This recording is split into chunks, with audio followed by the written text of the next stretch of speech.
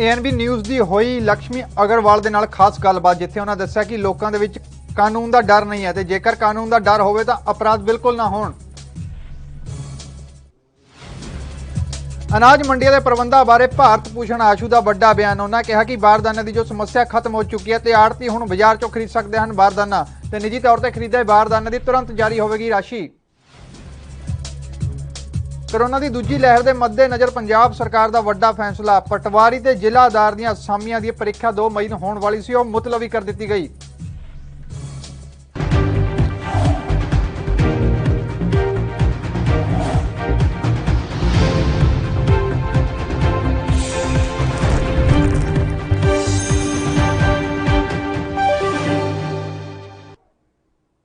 सत श्री अकाल जी, NB news देख रहे सारे दर्शकों का मैं मनप्रीत सिंह गिल स्वागत करता हाँ। तो शुरुआत करते हैं जिहदे बुलेटिन की।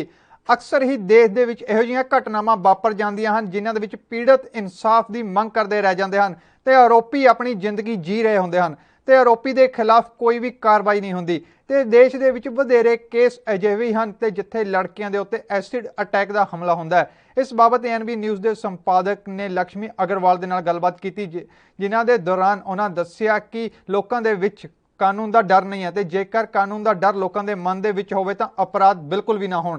ते इस बाबत ANB न्यूज़ के संपादक ने लक्ष्मी अग्रवाल दे नाल गलबात की ते गलबात के दौरान उन्होंने होर की विशेष बयान दिते, तुहानूं सुणाउने आ। खोलदियां देश की न्याय प्रणाली ਦੀਆਂ ਵੀ ਅੱਖਾਂ ਖੋਲਦੀਆਂ ਨੇ। ਉਹ ਵੱਖਰੀ ਗੱਲ ਹੈ ਕਿ ਦੇਸ਼ ਦੇ ਕਾਨੂੰਨ ਨੂੰ ਅੱਜ ਵੀ ਅੰਧਾ ਕਾਨੂੰਨ ਕਹਿੰਦੇ ਨੇ ਤੇ ਸਮਾਜ ਫਿਰ ਅੰਧਾ। ਔਰ ਇਸ ਸਮੇਂ ਸਾਡੇ ਨਾਲ ਨੇ ਉਹੀ ਦੇਸ਼ ਦੀ ਧੀ ਲక్ష్ਮੀ ਅਗਰਵਾਲ, ਜਿਨ੍ਹਾਂ ਨੇ ਬਹੁਤ ਹੀ ਸੰਤਾਪ ਝੇਲਿਆ। उन्होंने नाल ही गलबात करते।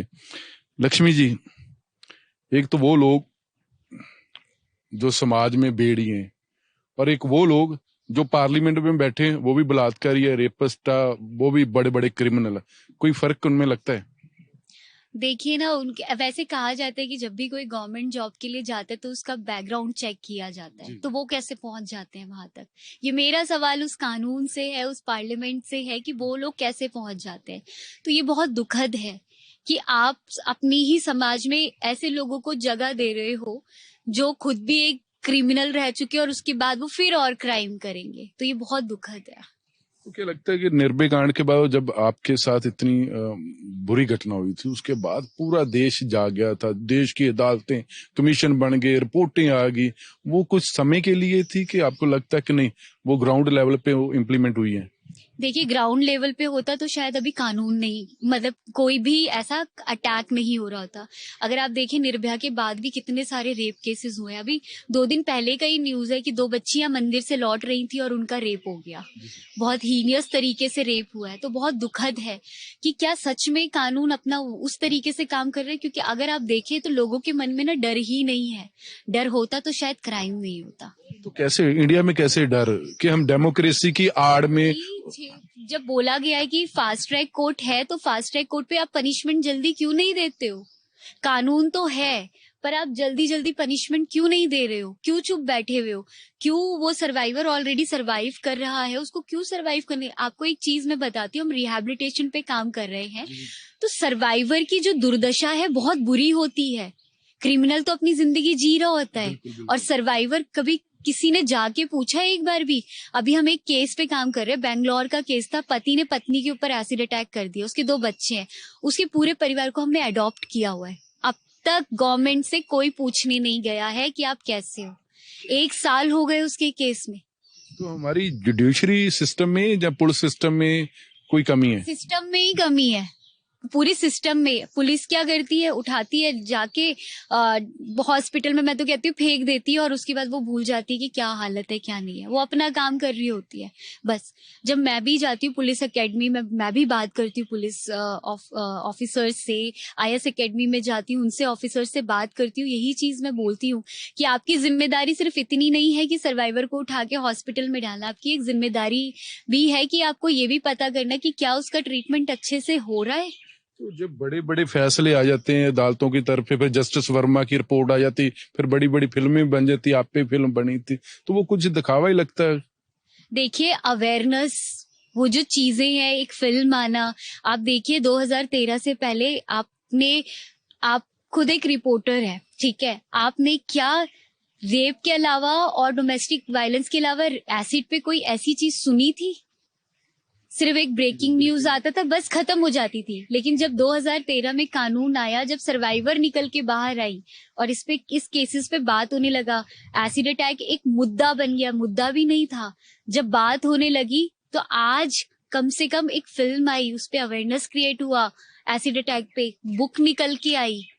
अगर शायद नहीं बात होती, नहीं सर्वाइवर बाहर आती, तो शायद बात ही नहीं हो पाती। आज ये बुक भी नहीं होती, आज छपाक भी नहीं होती। 200 ਤੋਂ ਜ਼ਿਆਦਾ ਅੱਜ ਵੀ ਐਸਿਡ ਸੁੱਟਿਆ ਜਾਂਦਾ, ਕੁੜੀਆਂ ਦੀ ਜ਼ਿੰਦਗੀ ਬਰਬਾਦ ਕੀਤੀ ਜਾਂਦੀ ਹੈਗੀ ਆ। ਲੇਕਿਨ ਸਵਾਲ ਆ ਕਿ ਜਿਹੜਾ ਅੰਧਾ ਕਾਨੂੰਨ ਜਿਸ ਨੂੰ ਕਿਹਾ ਜਾਂਦਾ, ਉਹ ਕਦੋਂ ਜਾਗੂਗਾ? ਸਮਾਜ ਕਦੋਂ ਜਾਗੇਗਾ? ਦੇਸ਼ ਦੀਆਂ ਸਰਕਾਰਾਂ ਕਦੋਂ ਜਾਗਣ? ਤੇ ਕੀ ਅਸੀਂ ਅੱਜ ਜੋ ਨਾਰਾ ਲਗਾ ਰਹੇ ਨੇ, ਬੇਟੀ ਬਚਾਓ ਬੇਟੀ ਪੜਾਓ, ਕੀ ਉਹ ਸਿਰਫ ਨਾਰੇ ਨੇ ਜਾਂ ਫਿਰ ਇਹਦੇ ਵਾਸਤੇ ਪਰਿਵਾਰ ਵੀ ਜ਼ਿੰਮੇਵਾਰ ਆ, ਸਮਾਜ ਵੀ ਜ਼ਿੰਮੇਵਾਰ ਆ? ਬਹੁਤ ਸਾਰੇ ਸਵਾਲ ਨੇ, ਇਹਨਾਂ ਸਵਾਲਾਂ ਦਾ ਜਵਾਬ ਸ਼ਾਇਦ ਨਾ ਹੀ ਦੇਸ਼ ਦੀ ਨਿਆਂ ਪ੍ਰਣਾਲੀ ਕੋਲ ਹੈ, ਨਾ ਹੀ ਸਰਕਾਰਾਂ ਕੋਲ। ਕੈਮਰਾਮੈਨ ਮਨਦੀਪ ਸਿੰਘ ਦੇ ਨਾਲ ਜਗਤਾਰ ਸਿੰਘ, ਵੀ ਨਿਊਜ਼, ਚੰਡੀਗੜ੍ਹ। ਕਿਸਾਨ ਖੇਤੀਬਾੜੀ ਕਾਨੂੰਨਾਂ ਦਾ ਵਿਰੋਧ ਕਰ ਰਹੇ ਹਨ ਤੇ ਦੂਜੇ ਪਾਸੇ ਕਰੋਨਾ ਦਾ ਪ੍ਰਭਾਵ ਵੀ ਵੱਧ ਰਿਹਾ ਹੈ ਤੇ ਦਿੱਲੀ ਸਰਕਾਰ ਨੇ 6 ਦਿਨ ਦਾ ਲੋਕਡਾਊਨ ਦਾ ਐਲਾਨ ਵੀ ਕੀਤਾ ਹੈ। ਇਸੇ ਦੌਰਾਨ ਕਿਸਾਨਾਂ ਦਾ ਅੰਦੋਲਨ ਤੋਂ ਦਿੱਲੀ ਦੇ ਬਾਰਡਰਾਂ ਤੇ ਜਾਰੀ ਹੈ। ਕਿਸਾਨਾਂ ਦਾ ਕਹਿਣਾ ਹੈ ਕਿ ਕਿਸਾਨ 3 ਖੇਤੀ ਕਾਨੂੰਨ ਰੱਦ ਕਰਵਾਏ ਬਿਨਾਂ ਘਰ ਵਾਪਸ ਨਹੀਂ ਜਾਣਗੇ ਤੇ ਜੇਕਰ ਲੋਕਡਾਊਨ ਹੋਰ ਵੀ ਵੱਧਦਾ ਹੈ ਤਾਂ ਉਹ ਫਿਰ ਵੀ ਘਰ ਵਾਪਸ ਨਹੀਂ ਜਾਣਗੇ। ਕਿਸਾਨਾਂ ਦਾ ਕਹਿਣਾ ਹੈ ਕਿ ਕਿਸਾਨੀ ਅੰਦੋਲਨ 'ਚ कोरोना कारण किसी भी व्यक्ति की मौत नहीं हुई ते ना ही कोई कोरोना का केस है। दिल्ली में लॉकडाउन से जब तक मोदी की सरकार आई है, पिछले 5 साल और 2 साल ये वास्तव में तो लॉकडाउन दिल्ली में नहीं पूरे भारत में लगा रखा है। उसने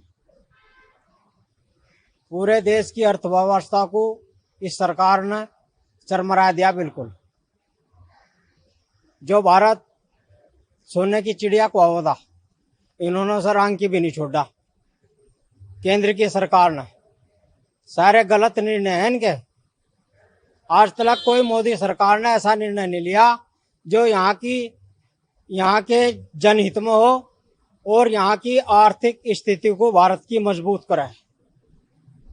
चीन से टकरा रहे, कभी पाकिस्तान से टकरा रहे, बेमतलब में पटाखे छोड़ कर दिखा रहे। जो चौकी है वो चीन कब्जा ले, ये पटाखे छोड़ रहे हैं वहां से। शहीदों को हमारे जो देश के सैनिक हैं उन्हें शहीद करा रहे, किसान को बर्बाद करने पर तुले हुए।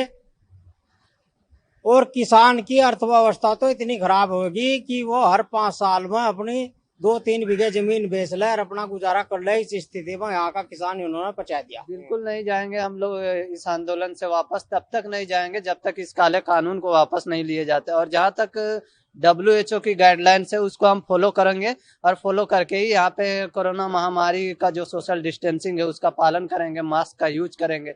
हमारे किसान नेता ये भी कह चुके हैं कि हमें वैक्सीन चाहिए, अगर वैक्सीन के लिए केंद्र सरकार को पैसे चाहिए तो पैसे भी देंगे हमारे किसान नेता। लेकिन हम यहाँ से तब तक नहीं जाएंगे जब तक इस काले कानून को वापस नहीं लिए जाएंगे। हम लोग किसान जब तक ये तीनों काले कानून वापस नहीं हो जाते, दिल्ली से किसान वापस जाने वाला नहीं है। और आपको एक बात और बताना चाहता हूँ, 5वां महीना होने को हो रहा है, दिल्ली में किसानों को बढ़ने के लिए प्रतिबंध लग रहा है। लॉकडाउन 5 महीने हो लगा क्या लॉकडाउन यहाँ की सरकार ने। किसान दिल्ली के अंदर ना घुस जाए, देख लो रोडों पर कांटे लगे हुए हैं चिकर दे, किसानों को अंदर घुसने के लिए लग रही है सारे। हमारा तो 5 महीने से लॉकडाउन ही दिल्ली के लिए। तो सर दिल्ली में कोरोना के केस भी बहुत बढ़ रहे हैं। तो दिल्ली में कोरोना केस बढ़ रहे होंगे, यहाँ 5 महीने से एक भी कोरोना नहीं है किसी किसान को। बंगाल में एक कोरोना नहीं होता किसी किसान को, जहाँ की रैली चल रही है, इलेक्शन चल रहे, मोदी के अमित शाह के इलेक्शन चल रहे, किसी को कोरोना नहीं है। नहीं वापसी नहीं जाने वाले हैं। और ना जो है किसान जो कोरोना से डरे, ना किसान को कोरोना होती है। बंगाल में दगी ने बताया, अभी बंगाल में जो इतनी बड़ी बड़ी रैलियां हो रही हैं, वहाँ चुनाव है और जी इतने रोड शो हो रहे, वहां तो कोरोना एक बता नहीं रहे कि कोरोना वहां से है। तो दिल्ली के अंदर कहाँ से कोरोना आ गई? तो ये किसान वापसी नहीं जाने वाला जब तक जो है कानून ये वापसी नहीं होने के हैं, जब तक दिल्ली पर डटा रहेगा बॉर्डर पे। ਕਣਕ ਦੀ ਖਰੀਦ ਨੂੰ ਲੈ ਕੇ ਕਿਸਾਨਾਂ ਨੂੰ ਮੁਸ਼ਕਲਾਂ ਆ ਰਹੀਆਂ ਸਨ ਤੇ ਕਿਸਾਨਾਂ ਨੂੰ ਸ਼ੁਰੂਆਤ ਦੇ ਵਿੱਚ ਬਾਰਦਾਨੇ ਨੂੰ ਲੈ ਕੇ ਥੋੜੀਆਂ ਪਰੇਸ਼ਾਨੀਆਂ ਦਾ ਸਾਹਮਣਾ ਵੀ ਕਰਨਾ ਪਿਆ ਤੇ ਸਰਕਾਰ ਨੇ ਹੁਣ ਕਿਸਾਨਾਂ ਨੂੰ ਵੱਡੀ ਰਾਹਤ ਦਿੱਤੀ ਹੈ। ਤੇ ਇਸੇ ਦੌਰਾਨ ਗੱਲਬਾਤ ਕਰਦਿਆਂ ਕੈਬਨਿਟ ਮੰਤਰੀ ਭਾਰਤ ਭੂਸ਼ਣ ਆਸ਼ੂ ਨੇ ਦੱਸਿਆ ਕਿ ਸਰਕਾਰ ਨੇ ਮੰਡੀਆਂ 'ਚ ਸਾਰੀਆਂ ਮੁਸ਼ਕਲਾਂ ਦਾ ਹੱਲ ਕਰ ਦਿੱਤਾ ਹੈ ਤੇ ਬਾਰਦਾਨੇ ਦੀ ਸਮੱਸਿਆ ਨੂੰ ਲੈ ਕੇ ਵੀ ਉਹਨਾਂ ਕਿਹਾ ਕਿ ਆੜ੍ਹਤੀਆਂ ਹੁਣ ਬਾਜ਼ਾਰ 'ਚੋਂ ਨਿੱਜੀ ਤੌਰ ਤੇ ਬਾਰਦਾਨੇ ਦੀ ਖਰੀਦ ਵੀ ਕਰ ਸਕਦੇ ਹਨ ਜਿਸ ਦੀ ਰਾਸ਼ੀ ਜੋ ਹੈ ਤੁਰੰਤ ਜਾਰੀ कर ਦਿੱਤੀ ਜਾਵੇਗੀ। ਤੇ ਮੰਡੀਆਂ ਦੇ ਪੁਖਤਾ ਪ੍ਰਬੰਧਾਂ ਨੂੰ ਲੈ ਕੇ ਕੈਬਨਿਟ ਮੰਤਰੀ ਭਾਰਤ ਭੂषण आशू ने होर की बयान दिते, ਤੁਹਾਨੂੰ सुनाउने आ। बड़ी आगे से स्मूथ होती जा रही है। इनिशियली थोड़ा शुरुआती दौर में मुश्किलें थी, कुछ बारदाना इशू था, कुछ हमारे पेमेंट के इश्यूज थे, पर हमारे ऑफिशियल्स बहुत तेज़ी के साथ इन मुश्किलों को ख़त्म करते जा रहे हैं और आने वाले टाइम में ये प्रोक्योरमेंट और स्मूथ तरीके से चलेगी। 54 लाख मीट्रिक टन के करीब फसल हमारी मंडियों में आई हैं और उसमें 50 लाख मीट्रिक टन सारी स्टेट एजेंसियां उसको प्रोक्योर कर चुकी हैं। उसकी लिफ्टिंग का भी आगे से तेज़ी लाई जा रही है। 20 लाख मीट्रिक टन के करीब उसमें लिफ्टिंग कर चुके हैं हम और आने वाले दिनों में इसको भी बढ़ाया जाएगा। जहाँ तक बारदाने का इशू है, पूरे अरेंजमेंट किए हुए हैं और हमने वंस यूज बारदाने की परमिशन आड़तियों को भी दे दी है, ताकि अगर कहीं बारदाना नहीं होता तो वो मार्केट से परचेज करके उसको यूज़ कर सकें। उनकी पेमेंट उनको बाकायदा तौर पे इमीडिएटली दी जाएगी। ऐसे ही हमारी पेमेंट के इशू पे, क्योंकि नया सिस्टम हमने इंट्रोड्यूस किया था सेंट्रल गवर्नमेंट की डिमांड के ऊपर, उनके इंस्ट्रक्शंस के ऊपर, इनिशियली उसमें भी जो मुश्किलें थी, आड़तियों को, उनके अकाउंटेंट्स को जो समझाना था, हमारे ट्रेनर्स ने जाके समझाया है। अब हमारी पेमेंट भी काफ़ी स्मूथ तरीके से होनी शुरू हो गई है। कल तक 1141 करोड़ के करीब हमने कर दी थी, आज 1500 करोड़ के करीब और पेमेंट हम रिलीज़ कर देंगे और 1-2 दिन में पेमेंट हम बिल्कुल स्मूथ कर देंगे। ऐसा प्रोक्योरमेंट अभी चल रहा है। हरियाणा के जिला रेवड़ी ਦੇ ਵਿੱਚ कोरोना ਦਾ ਪ੍ਰਭਾਵ ਵੱਧ ਰਿਹਾ ਹੈ, ਜਿੱਥੇ ਹੀ 100 ਦੇ ਕਰੀਬ ਨਵੇਂ ਕੇਸ ਮਿਲਣ ਤੋਂ ਬਾਅਦ ਪ੍ਰਸ਼ਾਸਨ ਅਤੇ ਸਿਹਤ ਵਿਭਾਗ ਦੇ ਨਾਲ-ਨਾਲ ਆਮ ਜਨਤਾ ਦੀ ਵੀ ਚਿੰਤਾ ਵਧੀ ਹੈ। ਹਸਪਤਾਲ ਦੇ ਅਧਿਕਾਰੀ ਡਾਕਟਰ ਫਤਿਹ ਪ੍ਰਕਾਸ਼ ਨੇ ਕਿਹਾ ਕਿ ਸਿਹਤ ਵਿਭਾਗ ਦੇ ਦੁਆਰਾ ਹੁਣੇ 1,88,500 ਕਰੀਬ ਦੇ ਲੋਕਾਂ ਦਾ ਸੈਂਪਲ ਲਏ ਗਏ, ਜਿਸ ਦੇ ਵਿੱਚੋਂ 12,000 ਦੇ ਕਰੀਬ ਲੋਕ ਕੋਰੋਨਾ ਪੋਜ਼ਿਟਿਵ ਪਾਏ ਗਏ ਹਨ ਤੇ ਪੋਜ਼ਿਟਿਵ ਪਾਏ ਗਏ ਲੋਕਾਂ ਨੂੰ ਘਰ ਦੇ ਵਿੱਚ ਹੀ ਇਕਾਂਤਵਾਸ ਕੀਤਾ ਗਿਆ ਹੈ ਤੇ ਕੋਰੋਨਾ ਵੈਕਸੀਨ ਦੀ ਡੋਜ਼ ਪ੍ਰਕਿਰਿਆ ਵੀ ਚਾਲੂ ਕਰ ਦਿੱਤੀ ਗਈ ਹੈ। ਇਸ ਦੇ ਨਾਲ ਹੀ ਸ਼ਹਿਰ ਦੇ ਵਿੱਚ ਆਕਸੀਜਨ ਦੀ ਵੀ ਕਿਤੇ ਨਾ ਕਿਤੇ ਕਮੀ ਪਾਈ ਗਈ ਹੈ।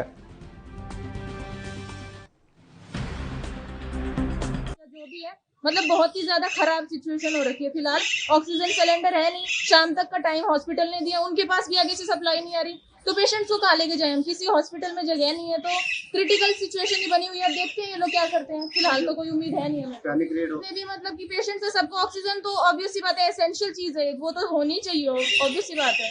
तो फिलहाल तो कुछ ऐसा लग नहीं रहा हमें, बाकी देखते हैं ये लोग क्या करते हैं। अभी इन्होंने आधे घंटे का टाइम अभी तो इन्होंने आधे घंटे का टाइम दिया है। बाकी जो पेशेंट है वो तो आईसीयू में हमारे 3-4 दिन पहले से और 1 दिन वेंटिलेटर पे भी निकाल के आए हैं, तो मतलब क्रिटिकली ऑब्वियस सी बात है। ये बात ठीक है कि भाई अभी जैसे केसेस बढ़ रहे हैं कोविड के, तो ये इसी का संज्ञान है और इसी का परिणाम है कि भी लोग। वेला हो गया एक छोटे जे ब्रेक दा ते जल्द हाजिर होवांगे ब्रेक तो बाद।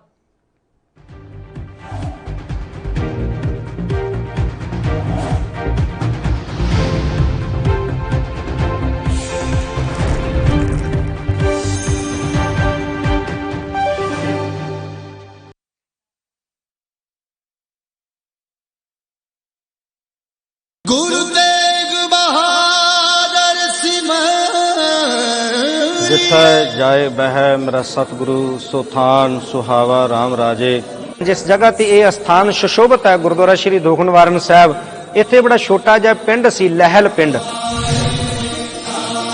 तो गुरु साहब जी ने जो अपना आसन इत्थे आके लाया तो इस नगर दे रहन वाले भाग राम जो आके गुरु साहब जी नूं बेनती की कि गुरु पातशाह कृपा करो, इस नगर की आबादी बहुत थोड़ी है, तो सतगुरु पातशाह जी ने वचन किया कि इत्थों की आबादी बहुत होवेगी, उगा शहर होवेगा और इत्थे जिहड़ा है बहुत सोहना सुंदर स्थान होवेगा। जगत में गुरु साहब पातशाह जी ने वचन किया कि इस सरोवर दे विच शरधा सहित इशनान करेगा, उहदे सारे रोग दूर होणगे, मन इच्छित फल की प्राप्ति होवेगी।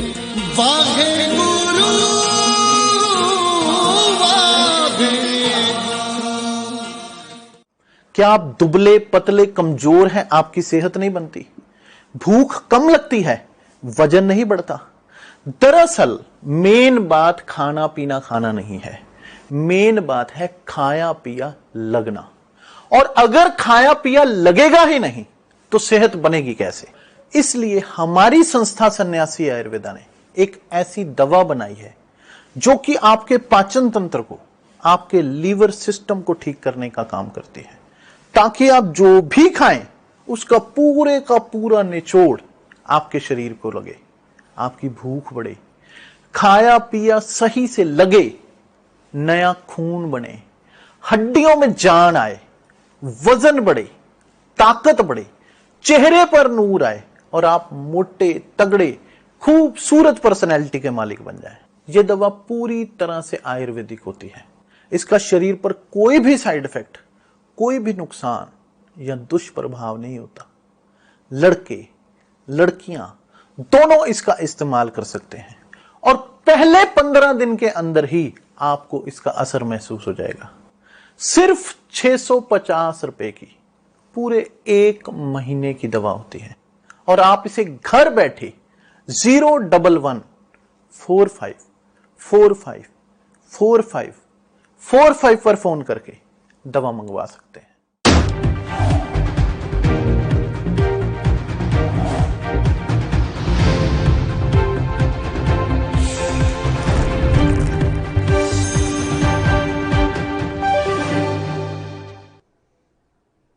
ਬ੍ਰੇਕ ਤੋਂ ਬਾਅਦ ਦਰਸ਼ਕਾਂ ਦਾ ਸਵਾਗਤ ਹੈ ਤੇ ਰੁਕ ਕਰਦੇ ਹਾਂ ਅਗਲੀ ਖਬਰ ਦੇ ਵੱਲ। ਜ਼ਿਲ੍ਹਾ ਸ਼੍ਰੀ ਮੁਕਤਸਰ ਸਾਹਿਬ ਦੇ ਵਿੱਚ ਨਗਰ ਕੌਂਸਲ ਕਮੇਟੀ ਦੇ ਪ੍ਰਧਾਨ ਦੀ ਚੋਣ ਕੀਤੀ ਗਈ ਤੇ ਪੰਜਾਬ ਦੇ ਕੈਬਨਿਟ ਮੰਤਰੀ ਸੁਖਵਿੰਦਰ ਸਿੰਘ ਸਰਕਾਰੀਆ ਨੇ ਵਿਸ਼ੇਸ਼ ਤੌਰ ਤੇ ਸ਼ਿਰਕਤ ਕੀਤੀ ਤੇ ਸ਼੍ਰੀ ਮੁਕਤਸਰ ਸਾਹਿਬ ਦੇ ਨਗਰ ਕੌਂਸਲ ਦੇ ਪ੍ਰਧਾਨ ਅਤੇ ਉਪ ਪ੍ਰਧਾਨ ਦੀ ਚੋਣ ਕੀਤੀ ਗਈ, ਜਿਸ ਦੇ ਵਿੱਚ ਕ੍ਰਿਸ਼ਨ ਕੁਮਾਰ ਨੂੰ ਨਗਰ ਕੌਂਸਲ ਦਾ ਪ੍ਰਧਾਨ ਬਣਾਇਆ ਗਿਆ ਤੇ ਮਿੰਟੂ ਕੰਗ ਨੂੰ ਉਪ ਪ੍ਰਧਾਨ ਬਣਾਇਆ ਗਿਆ ਤੇ ਸਾਰੇ ਮੈਂਬਰ ਇੱਕ ਬੱਸ ਦੇ ਵਿੱਚ ਸਵਾਰ ਹੋ ਕੇ ਗਏ, ਜਿੱਥੇ ਉਹਨਾਂ ਨੇ ਏਕਤਾ ਦਿਖਾਈ ਤੇ ਵਿਕਾਸ ਕਾਰਜਾਂ ਦੇ ਕੰਮ ਨੂੰ ਵੀ ਪੂਰਨ ਤੌਰ ਤੇ ਕਰਨ ਦਾ ਭਰੋਸਾ ਜਤਾਇਆ।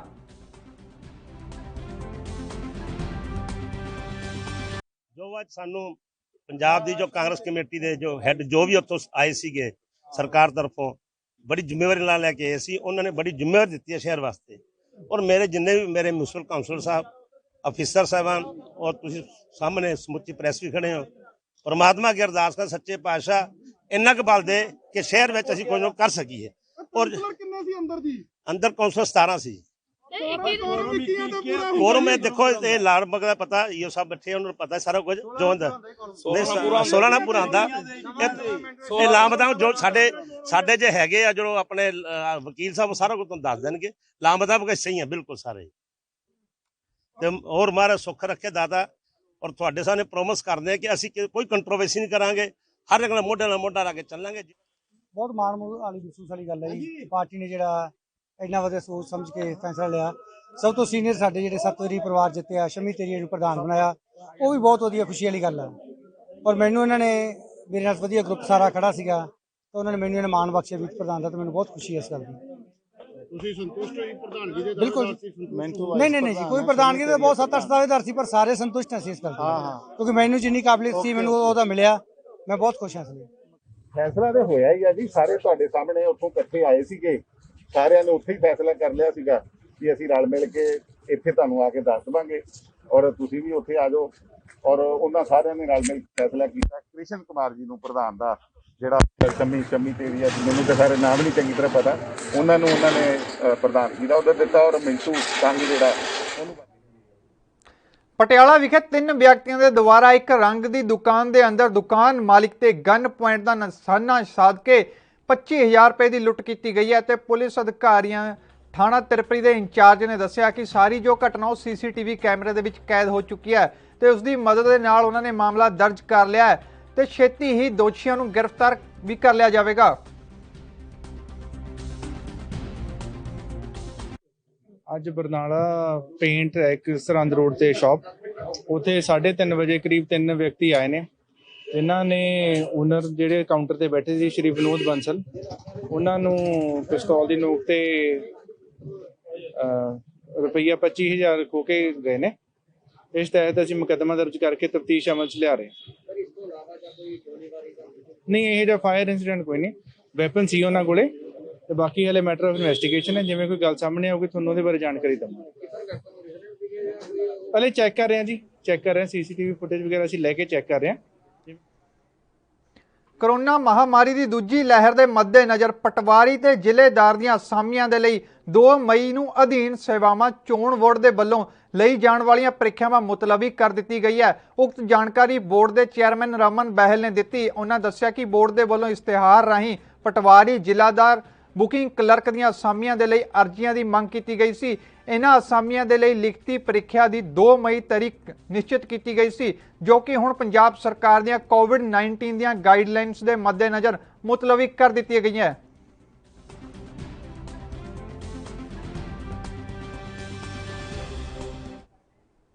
ਰਾਹੁਲ ਗਾਂਧੀ ਨੂੰ ਪ੍ਰਧਾਨ ਮੰਤਰੀ ਦੇ ਅਹੁਦੇ ਲਈ ਸਭ ਤੋਂ ਯੋਗ ਉਮੀਦਵਾਰ ਦੱਸਦਿਆਂ ਪੰਜਾਬ ਦੇ ਯੁਵਕ ਸੇਵਾਵਾਂ ਮੰਤਰੀ ਰਾਣਾ ਗੁਰਮੀਤ ਸਿੰਘ ਸੋਢੀ ਨੇ ਕਿਹਾ ਕਿ ਜਦੋਂ ਦੇਸ਼ ਭਰ ਦੇ ਵਿੱਚ ਕੋਵਿਡ ਦੇ ਕੇਸ ਲਗਾਤਾਰ ਵਧ ਰਹੇ ਹਨ ਅਤੇ NDA ਦੀ ਅਗਵਾਈ ਵਾਲੀ ਭਾਜਪਾ ਸਰਕਾਰ ਦੀਆਂ ਤਕਰਹੀਣ ਆਰਥਿਕ ਨੀਤੀਆਂ ਦੇ ਕਾਰਨ ਵਿੱਤੀ ਮੰਦੀ ਜੋ ਹੋ ਰਹੀ ਹੈ, ਤਾਂ ਇਸ ਮੁਸ਼ਕਿਲ ਸਮੇਂ ਆਮ ਆਦਮੀ ਦੀ ਇੱਕੋ ਇੱਕ ਉਮੀਦ ਰਾਹੁਲ ਗਾਂਧੀ ਹੀ ਹੈ। ਰਾਣਾ ਸੋਢੀ ਨੇ ਕਿਹਾ ਕਿ ਕੇਂਦਰ ਵਿੱਚ ਕਾਂਗਰਸ ਦੀ ਸਰਕਾਰ ਸਮੇਂ ਦੀ ਮੰਗ ਹੈ ਅਤੇ ਇਸ ਦਿਸ਼ਾ ਵਿੱਚ ਜੋ ਕੁਝ ਕਰਨ ਦੀ ਲੋੜ ਹੈ ਉਹ ਕੀਤਾ ਜਾਣਾ ਚਾਹੀਦਾ ਹੈ।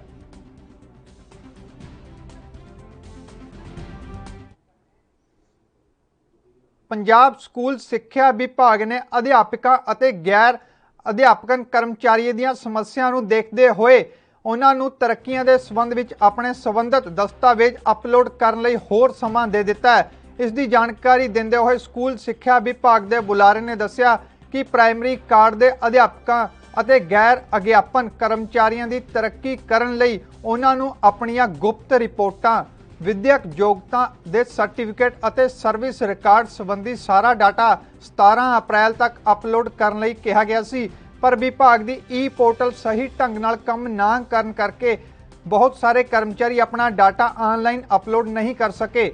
ਇਸ ਕਰਕੇ ਅਧਿਆਪਕ ਅਤੇ ਕਰਮਚਾਰੀਆਂ ਨੂੰ ਆਪਣਾ ਡਾਟਾ ਅਪਲੋਡ ਕਰਨ ਦੇ ਲਈ 22 ਅਪ੍ਰੈਲ ਤੱਕ ਦਾ ਹੋਰ ਸਮਾਂ ਦਿੱਤਾ ਗਿਆ ਹੈ।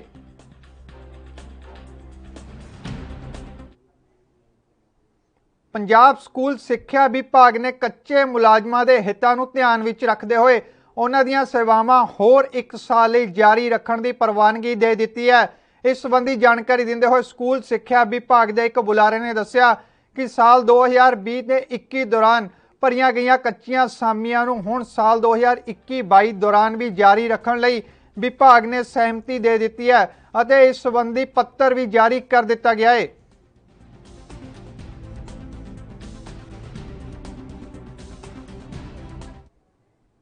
ਕੋਵਿਡ-19 ਦੀ ਦੂਜੀ ਲਹਿਰ ਦੇ ਬੁਰੇ ਪ੍ਰਭਾਵ ਦੇ ਨਾਲ ਨਜਿੱਠਣ ਦੇ ਮੱਦੇਨਜ਼ਰ ਉਦਯੋਗਾਂ ਨੂੰ ਹਰ ਸੰਭਵ ਸਹਾਇਤਾ ਅਤੇ ਸਹਿਯੋਗ ਦਾ ਭਰੋਸਾ ਦਿੰਦਿਆਂ ਉਦਯੋਗ ਮੰਤਰੀ ਸੁੰਦਰ ਸ਼ਾਮ ਅਰੋੜਾ ਨੇ ਜੋ ਹੈ ਪ੍ਰਵਾਸੀ ਮਜ਼ਦੂਰਾਂ ਦੀ ਭਲਾਈ ਅਤੇ ਸੁਰੱਖਿਆ ਵਾਸਤੇ ਹਰ ਕਿਸਮ ਦੀ ਸਹੂਲਤ ਦੇਣ ਦੀ ਅਪੀਲ ਕੀਤੀ ਹੈ।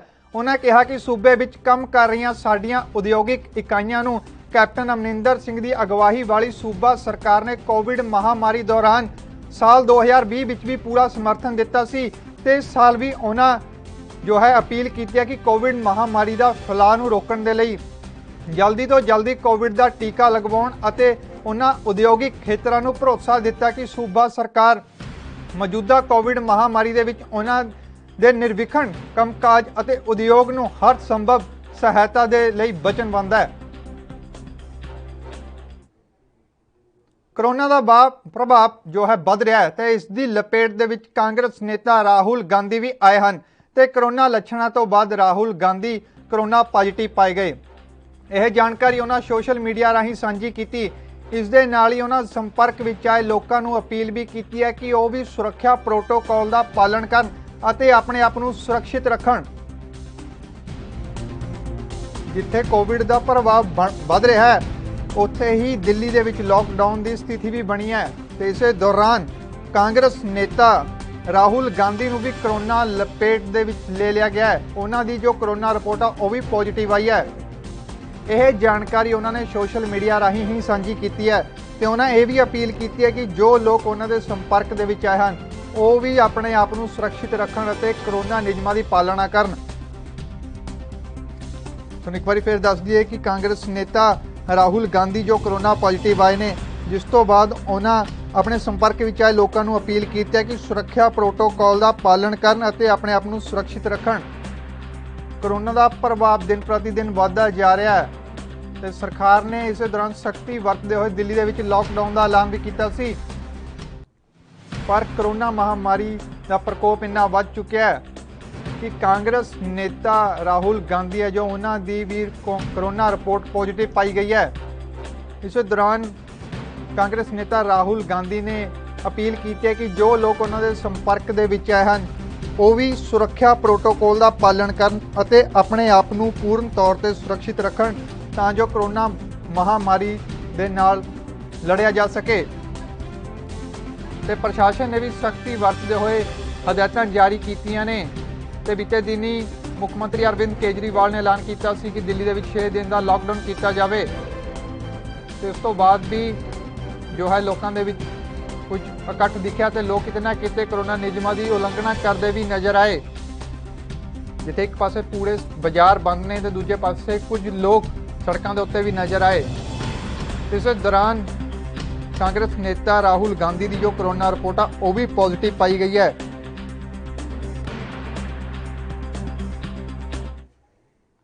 फिलहाल इस बुलेटिन च इन्ना ही। तुसीं बने रहो ANB न्यूज़ दे नाल ते मैनूं दिओ इजाजत। धन्नवाद।